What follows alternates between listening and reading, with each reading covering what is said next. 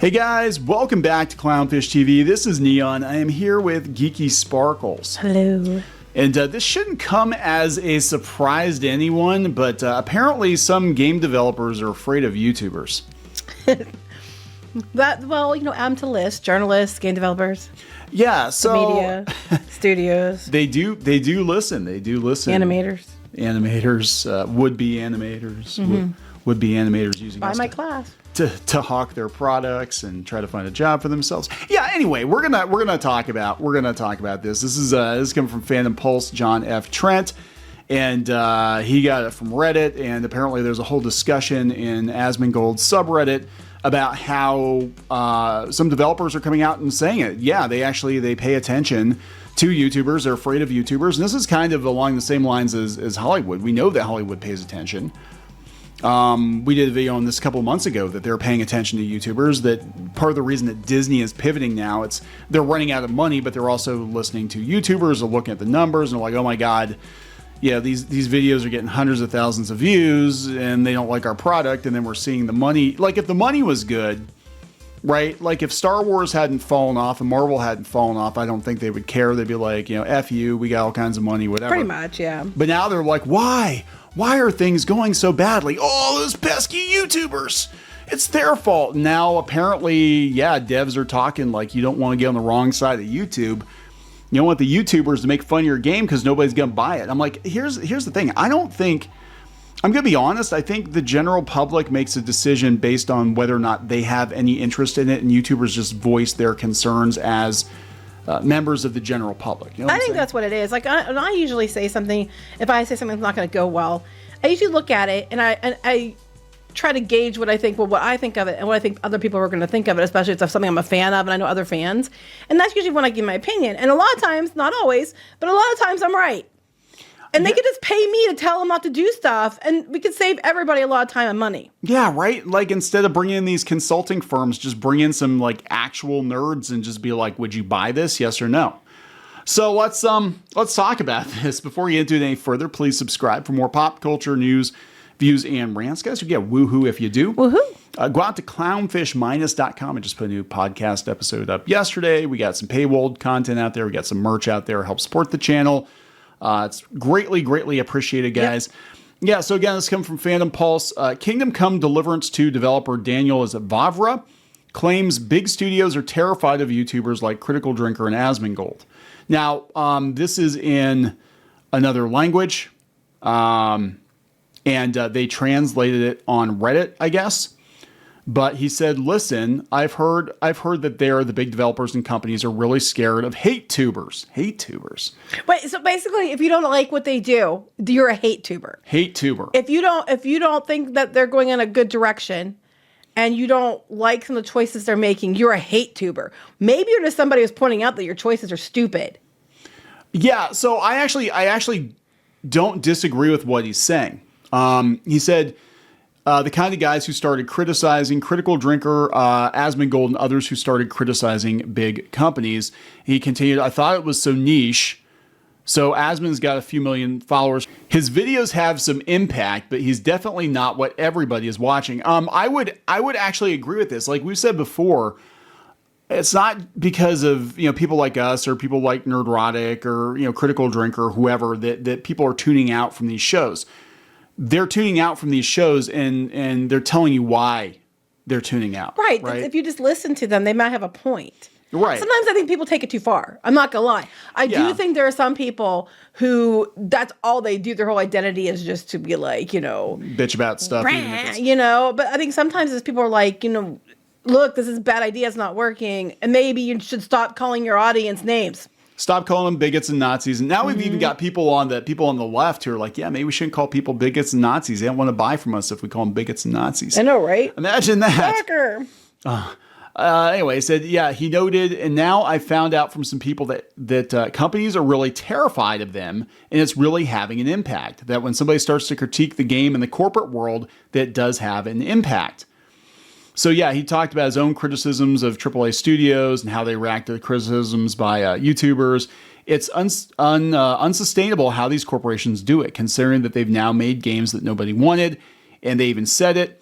when those gamers started complaining that they didn't like it and they didn't want that kind of game. Well, that's just it, right here. And You're answering your own question? When you tease a game or you tease a movie or you tease a TV show or whatever, and the backlash is swift and severe, and it's not just a minor kerfuffle. It's not like, well, I don't like the way this looks or that looks. It's like there are articles after articles and videos after videos, and these videos are racking up hundreds of thousands of views. It's like maybe your product is dead on arrival. Maybe people are telling you. They will tell you exactly what they don't want. But you have to listen sometimes, right? And I mean, you can fluff off some criticism and be like, well, this person's just grumpy or they don't like it. Sometimes it's too nitpicky, you know. Sometimes it's too nitpicky. But when you've got a large portion of people all saying the same thing, this looks like shit. And sometimes it's across political aisles too. It's not even just a political thing. It's like you got people on the left and the right. They're like, yeah, this looks like shit. So translation, the fans of the item, no matter how they lean politically, think it looks like shit. And videos or articles are getting lots and lots of views. The correct thing to do is be like, oh crap, this isn't working. It's not to call them all names. Yeah. Tell them they're all istophobic assholes and chuds and then say it's their fault. That is the wrong response. Yeah, that is the incorrect answer. Yeah, that's the wrong answer. He says the developers started telling them that they were stupid and it wasn't a game for them. Yes, thank you. That's what I'm saying. Which is completely bizarre. You're insulting your own customers. Yeah, so he's right in the regard that not a lot of people objectively in the grand scheme of things watch these YouTube, right? It's not like Mr. Beast is. And I'm still trying to figure out who the hell is watching Mr. Beast, because most people I know don't even watch Mr. Beast. But it's not like a huge YouTuber like that is calling these games out. It's like the people that have, at the most a couple of million subs, which is still good, but it's not like the silent majority. That's a silent majority of people that are looking at your product and being like, yeah, this, I don't want this. And oh, by the way, they think that we're all stupid and smelly and stinky and Nazis and we hate gay people and we hate black people and we hate all kinds of people that don't look like us. And they're going to, they don't need my money. I still think it's funny how it's always the vocal minority, yet a couple of YouTube channels tank the whole thing at the same time. Right. It can't be both ways. The reality is the majority of people that are silent are the ones who didn't like it. Well, that's what happened with Star Wars, right? So Star Wars was in such a state that Star Wars Theory was getting more views on average than the official Star Wars YouTube channel. And then this is when all the bullshit started, or really started to ramp up with the attacks against, you hate, the bigots or whatever. And then they started, hiding the numbers, and they started, it was just some very weird stuff. And I think that's it, because when they have to, these middle managers, and they have to report back to their bosses, and they're going to look at social media and they're going to be like, hey, videos hating on this game are getting like 10 times the views of the official playthrough or the trailer or whatever. All the downvotes are negative. And you can't bullshit your way out of it forever, right? It might have worked for the first couple of flops, but now there's a pretty good indication your game or your movie or your whatever is in trouble when you drop a trailer and it gets, it's like massively ratioed. That's a pretty good indicator that the general public hates it, because sometimes there are millions of downvotes. I'm sorry, these YouTubers, ourselves included, don't have big enough audiences to go tell people to downvote something in the millions, right? It's the general public doesn't like it. But there's so many failures, and a lot of these, I'm looking at this list of games, and most of these people saw the trailers and they're like, it looks like shit. Concord, Suicide Squad, Kill the Justice League, Star Wars Outlaws. People are like, oh, it's going to be fine. It's a Star Wars game. It's not going to suck. Not only did the game suck, but the game was broken. It was so broken they had to patch it on day one. And it sold so few copies that they pushed Assassin's Creed Shadows back at Ubisoft because it was such a failure. So they're telling you. That's the thing. Again, this isn't hard. They're telling you what they want. Sometimes they don't tell you what they want instead, though, and that's what's kind of weird. Like, people get into this place where they're like, I definitely don't want that, but I don't know what I want. And it's kind of like I used to work as a marketing guy, a graphic designer, and I would run into this too. I hate that logo. I hate that layout, but I don't know what I want. Just give me something else. And then you give them something else. Well, I hate that one too. Just give me something else. Just keep re-rolling until you get what, you know what I'm saying? Mm-hmm. So I think a lot of times with the criticism, I think you need to be specifically, it's like that Ryan Gosling meme, like, what do you want? I think you need to tell them, like, we don't want this, but instead we would like X, Y, Z thing. Well, a lot of times what I don't want is things that are franchises that don't feel like the franchise. Yeah. I don't want everybody race swapped, gender swapped, sexual identity swapped.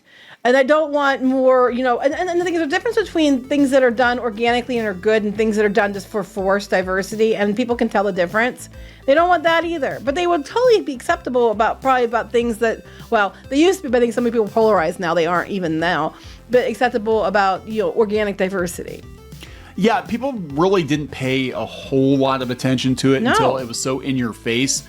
You and it couldn't just turned ignore people it. against it. And then all these articles came out. You're a bigot. You're a bigot. Bigots are mad. Homophobes are mad. Gamer gators and Nazis and I see 4chan. Dustborne's on there too. Dustborne, which was, God, I swear to God, Dustborne was so bad it was like a freaking parody of what They should have leaned into the parody, and then they might have done better with it. It's time to own the chuds. That should be the sequel. Dustborne, own the chuds. There won't be a sequel. I doubt it very highly. There's never going to be a sequel. Anyway, actually, somebody should get the rights to it and make a parody sequel. Just like totally lean. Call it Dustborne. It's all about busty women. Dustborne. That'd be awesome. Everybody's got big tits now. Are we gonna wrap this up? No, that's too on brand. Yes, we're gonna wrap this up. All right. Please subscribe for more pop culture news, views, and rants. We'll talk later. Bye.